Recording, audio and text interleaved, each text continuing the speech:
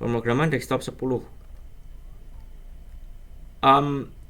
Di sini jadi contoh yang pertama ini adalah kita membuat program dengan 3 parameter. Jadi masing-masing parameter itu digunakan sebagai search field. Jadi ada 3 search field nantinya.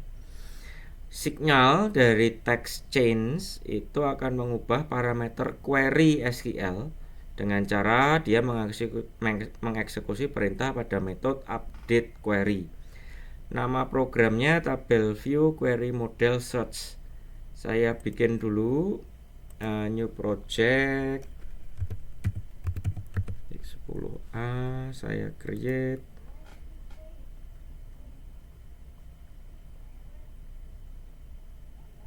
Masih creating virtual environment.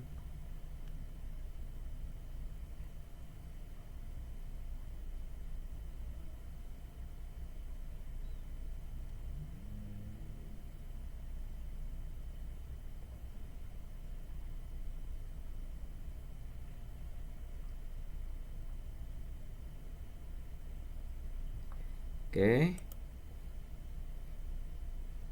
Terus sama seperti yang sebelum-sebelumnya menginstal PyQt6.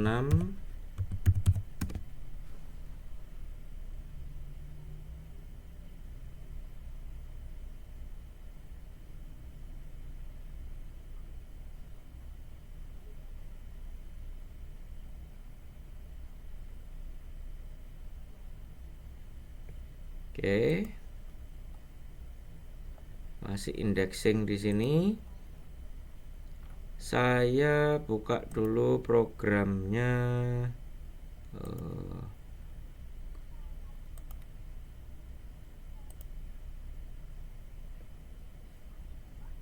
Saya copy di sini. Terus saya tunggu dulu indexingnya sampai selesai dulu.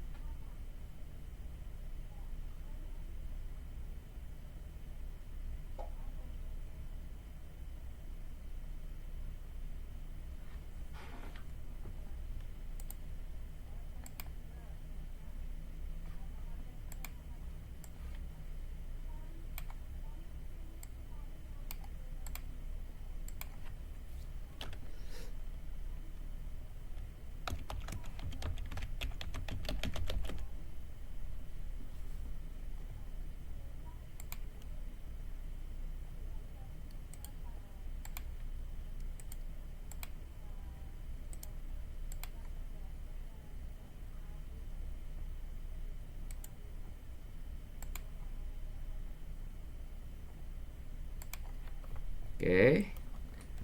Saya select all del. Terus saya paste programnya. Terus satu lagi database-nya perlu di copy. Database-nya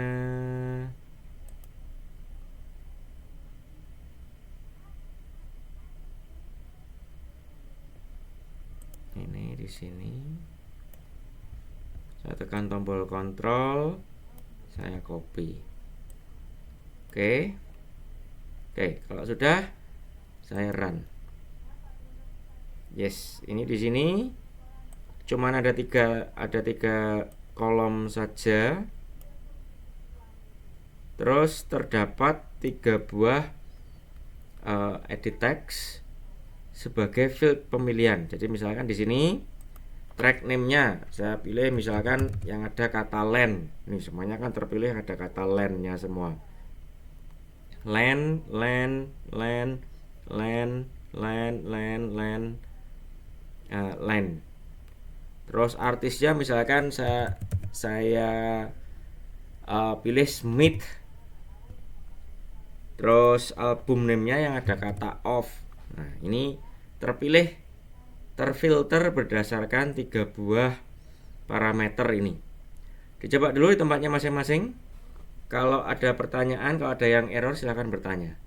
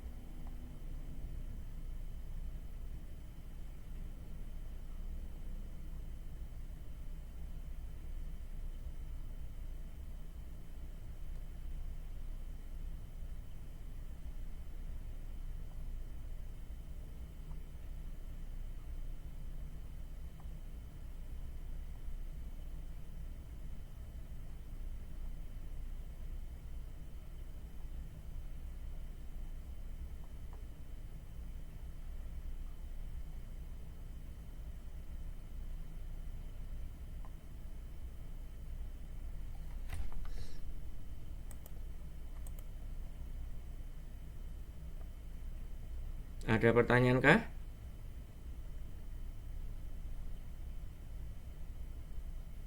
Ada pertanyaan kah?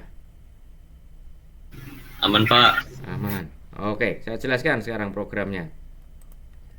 Saya jelaskan pakai di sini saja.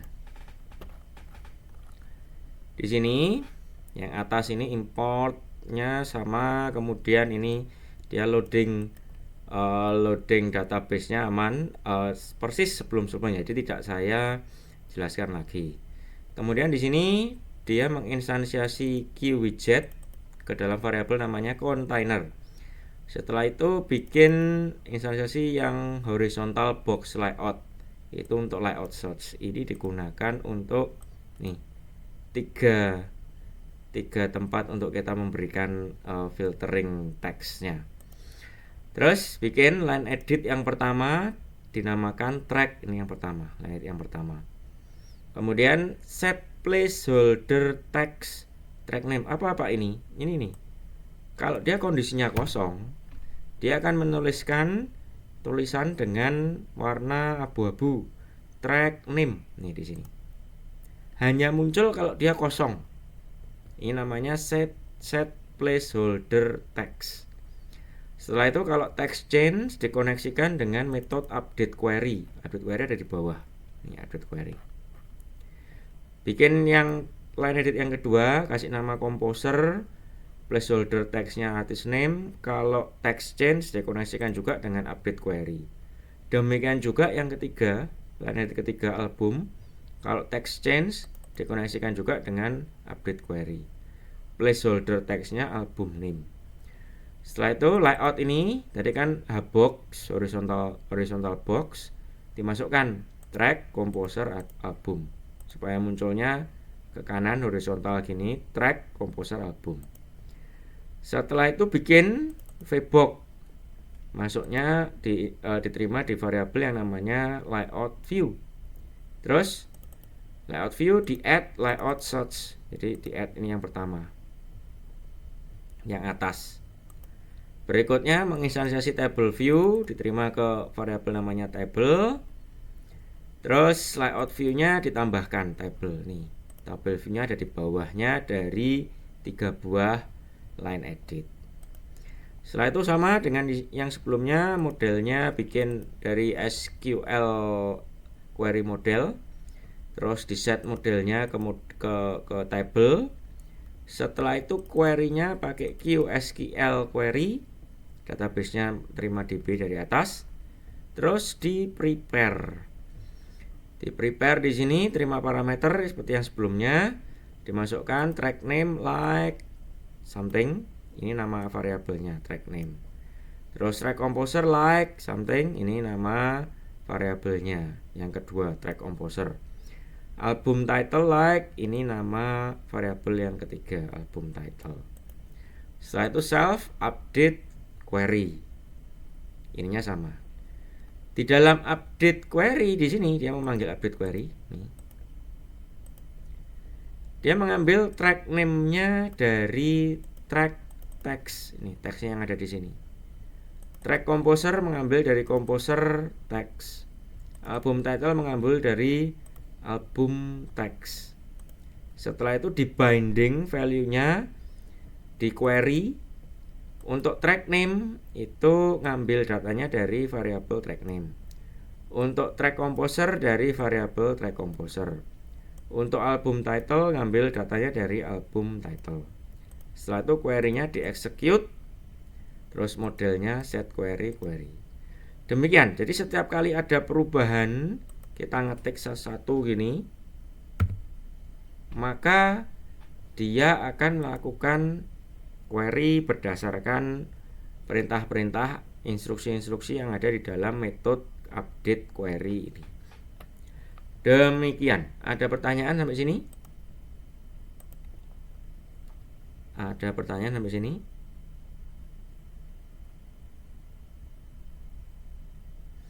Oke, lanjut. Ini hasil contoh runningnya tadi. Terus berikutnya proses yang umum dijumpai dalam aplikasi database, yaitu create, read, update, dan delete atau CRUD namanya. Nah, interface-nya itu biasanya umum pendekatannya. CRUD itu dalam aplikasi database itu butuh dibuatkan interface sendiri. Contoh-contoh sebelumnya itu menggunakan Qtable View ini, table view di sini untuk menampilkan keseluruhan data set. Untuk menampilkan data, tampilan ini cocok untuk viewing, untuk melihat data itu cocok. Tapi untuk editing atau inputting biasanya digunakan tampilan yang mudah, tampilan terpisah yang mudah untuk diberikan input. Contoh programnya di widget mapper. Tampilannya ini begini tampilannya.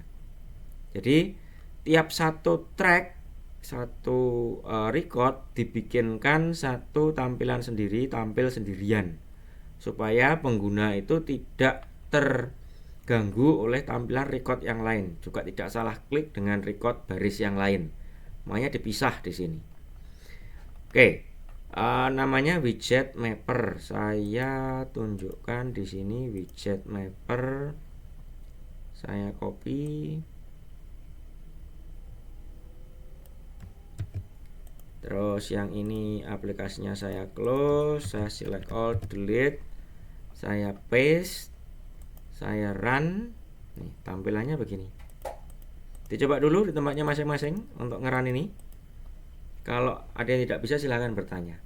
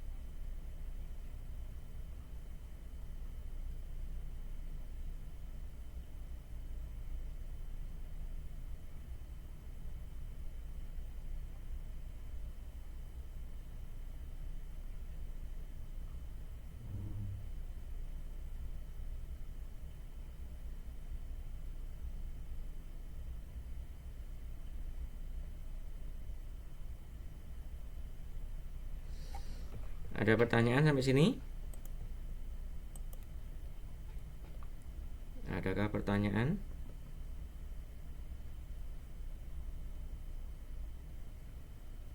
Aman, Pak. Aman. Saya jelaskan.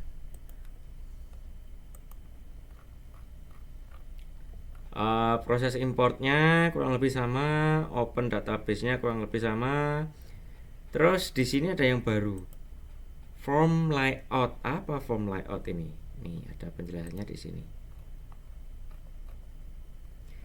Form layout adalah layout yang membagi tampilan menjadi dua kolom. Ini kan tampilannya jadi dua kolom. Ini kolom pertama, label-labelnya. Kolom kedua, tempat kita meletakkan data dari database kita. Nah, form layout ini adalah alternatif dari grid layout. Kalau grid layout itu kan gridnya bisa banyak, 3x3, 3x5, 5x4, dan seterusnya. Kalau form layout ini pasti dua kolom. Pasti kolomnya cuma dua. Terus berikutnya, dia bikin di sini track ID. Ini yang pertama, track ID. Ini dari Spinbox, diinstansiasi dari Spinbox. Kemudian di set range 0 sampai 2 sekian. Ini angka terbesar integer. Kenapa kok perlu kita set range begini? Ini supaya widgetnya ini supaya dapat menerima semua nilai valid dari data dari tabel yang kita gunakan. Makanya di set range-nya begini. Setelah itu track ID-nya set disable. Di set disable supaya tidak bisa diganti-ganti track ID ini. Ini kan primary key-nya dia. Supaya tidak diganti-ganti sama si user, di set disable. Berikutnya name. Dari line edit lagi, ini name. Kemudian album combo box. Album ini tidak ditampilkan di sini. Yang ditampilkan di sini yang cuma beberapa kolom saja. Tidak semua kolom ditampilkan. Jadi memungkinkan. Kalau mau menampilkan semua kolom bisa, menampilkan sebagian kolom juga bisa. Nah, ini yang dicontohkan di sini yang sebagian kolom. Tapi di programnya tetap di-create. Line edit untuk name, combo box untuk album, kemudian media type, combo box juga, genre combo box ini media type dan genre tidak tampil. Composer di sini tampilkan dengan menggunakan line edit. Kemudian millisecond dengan Spinbox ditampilkan. Set range sama, set range-nya dibikin. Terus kemudian set single step, setiap kali diklik up begitu naiknya 1. Kemudian bytes itu Spinbox ini ditampilkan di sini sama persis dengan yang millisecond. Berikutnya yang terakhir unit price key double Spinbox. Set range-nya 0 sampai 999. Kemudian set single step-nya 0,01 1 sen. Kemudian set price-nya di set prefix, unit price-nya di set prefix dolar di depannya. Setelah itu dimasukkan satu persatu. Form add row, menambahkan satu baris, dibikin queue label track ID ini. Kemudian dimasukkan track ID yang dari atas di sini. Ini track ID. Bikin satu baris pertama. Kemudian from add row baris yang kedua, track name. Baris ketiga queue label composer dan seterusnya sampai unit price. Nanti akan terbuat semacam ini. Berikutnya yang ini mirip yang sebelum-sebelumnya, modelnya dari QSQL tabel model, database-nya dari DB.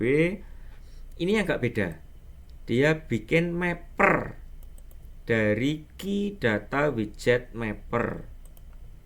Nih, key data widget mapper digunakan untuk membagi kolom-kolom data ke widget yang sesuai. Jadi dia baca satu baris data, satu row data. Kan satu row banyak kolom. Nah, kolomnya itu nanti dibagi-bagi ke masing-masing widget oleh key data widget mapper di sini. Mappernya di set model. Kemudian di sini di set mapper add mapping.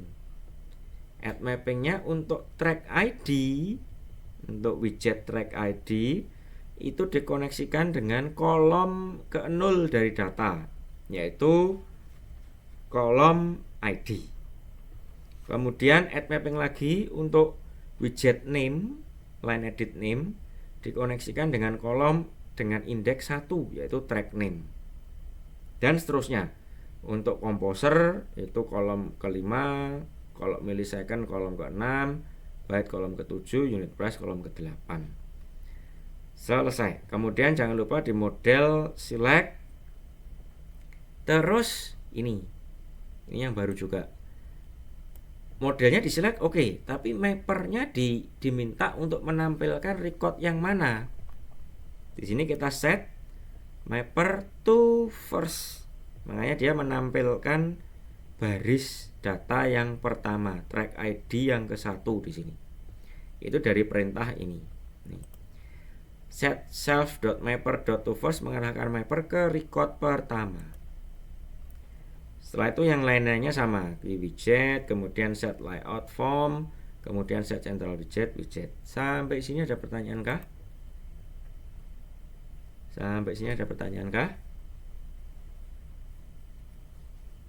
Permisa Pak, mau nanya. Oke. Itu kan kalau yang self mapper dot to first itu berarti kan menampilkan yang track pertama ya Pak. Ya. Nah, itu nanti kalau mau menampilkan track yang berikutnya itu berarti ngubahnya di situ aja ya Pak. Bentar, itu program yang berikutnya ini. Program yang berikutnya menavigasi. Ceritanya kan program yang ini itu perkenalan mapper, terus perkenalan dengan form layout. Tapi di sini kan ada tombolnya untuk mengubah record ke berapa, record berikutnya, record sebelumnya tidak ada.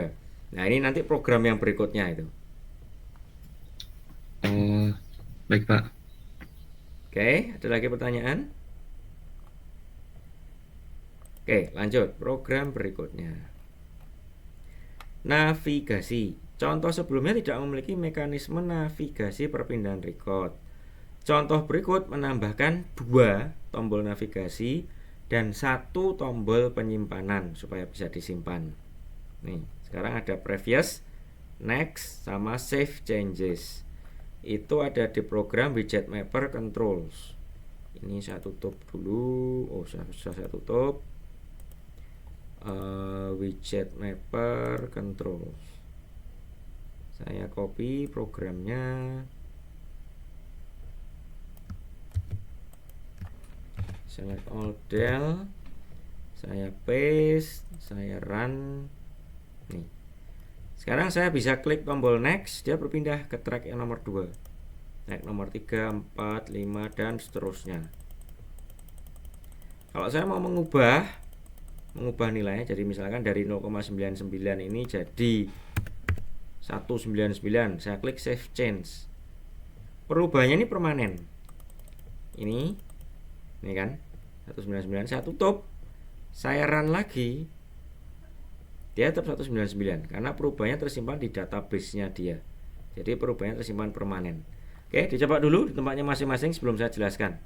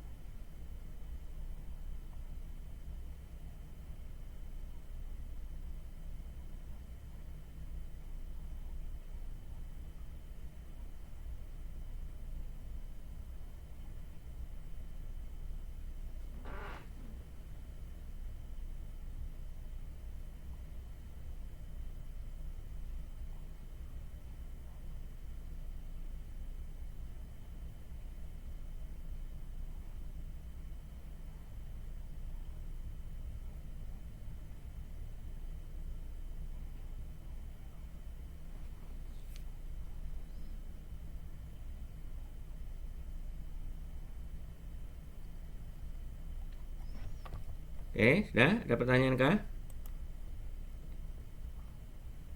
Ada pertanyaan kah?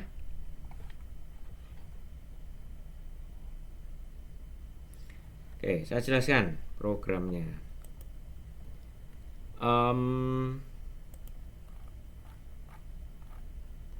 Di sini sama seperti sebelumnya, membuat layout dengan menggunakan key form layout. Bedanya nanti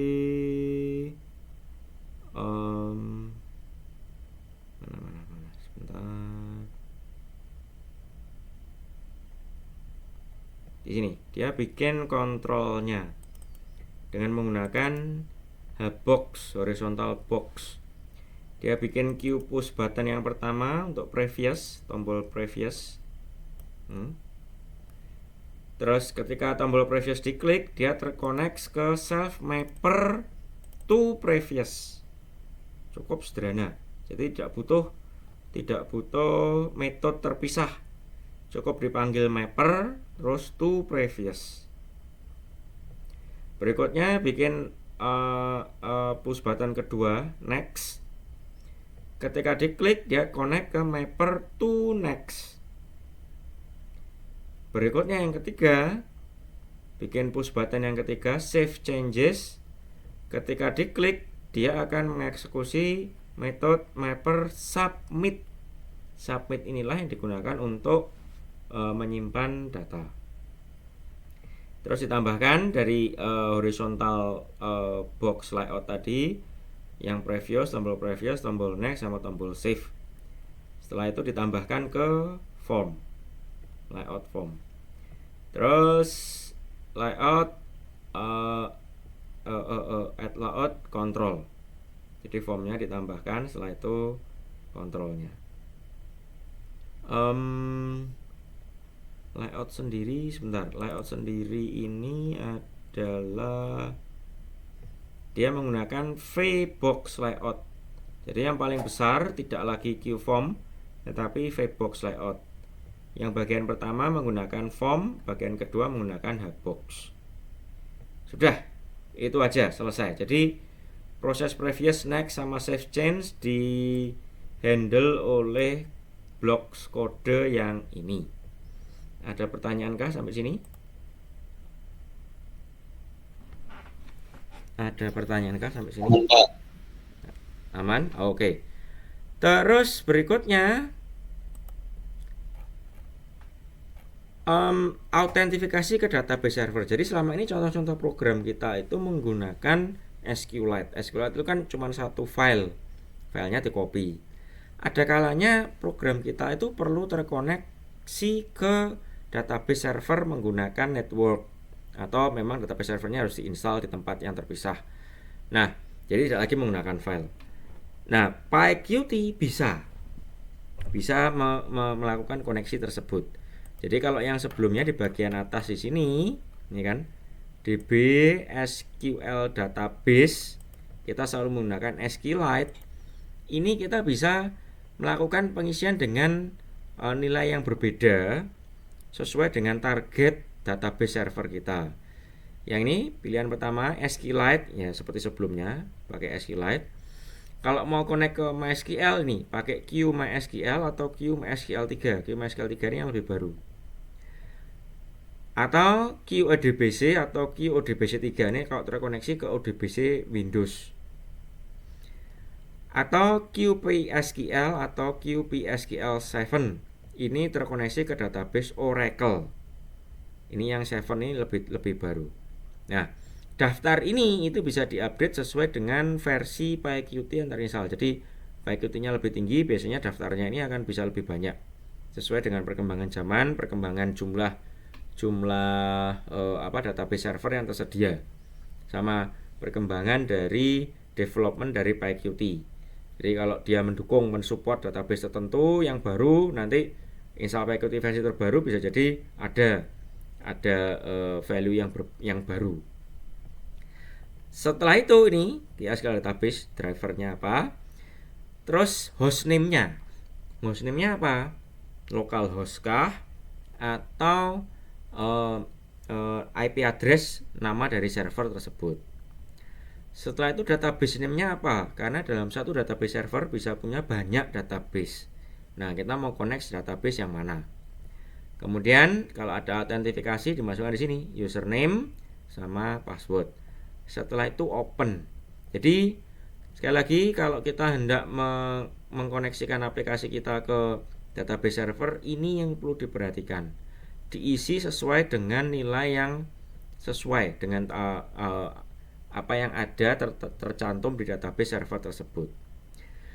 Kalau di sini DB open sudah tidak ada masalah, dia tidak ngomong error, maka PyQt, model data PyQt itu dapat digunakan sama persis seperti contoh-contoh sebelumnya yang menggunakan SQLite. Oke, jadi di sini PyQt ini bisa digunakan untuk kalau mahasiswa mau bikin aplikasi di kuliah di kelas database, itu bisa. Kalau dengan catatan kalau dosennya tidak meminta interface-nya khusus, misalkan harus PHP, nah itu lain cerita. Berarti PyQt ini nggak bisa dipakai. Tapi kalau dosennya ngomong bikin project ini terserah mau pakai apa tampilannya, nah ini bisa, PyQt bisa digunakan. Oke, sampai sini ada pertanyaan? Ini sudah selesai materinya. Sampai sini ada pertanyaan? Permisi Pak, mau nanya. Oke.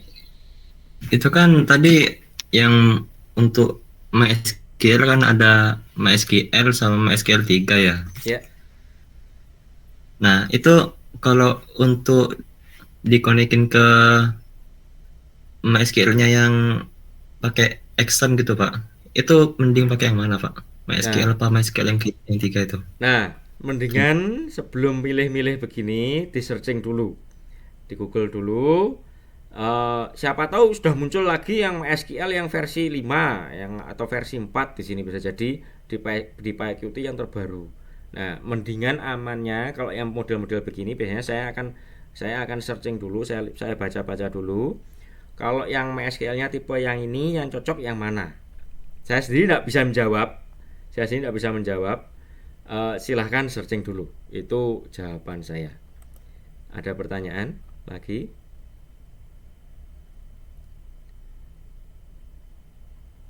Oke, kalau ada pertanyaan, materi sudah selesai. Satu yang sebelum mahasiswa logout yang perlu saya sampaikan adalah terkait tugas UAS. Minggu depan akan saya sampaikan tugas UAS-nya. Oke. Sementara ini harusnya ya, kalau sesuai dengan RPS, itu setelah UTS itu materinya database. Semuanya database. 7 pertemuan itu semua database. Ini sementara yang saya jelaskan sampai dengan titik ini itu harusnya sudah mencakup dasar-dasar semuanya yang basic-basic, semua keperluan database itu semuanya sudah tercampur, kecuali yang yang sifatnya eksotik, yang sifatnya khusus itu belum. Tapi kalau yang dasar-dasar semuanya sudah tersampaikan. Jadi sudah siap lah mahasiswa itu kalau dikasih project sudah bisa mulai mengerjakan. Nah, minggu depan saya kasih keterangannya projectnya gimana. Setelah itu bisa mulai dikerjakan. Satu lagi, apakah ketika pengerjaan UTS kemarin mahasiswa membuat kelompok?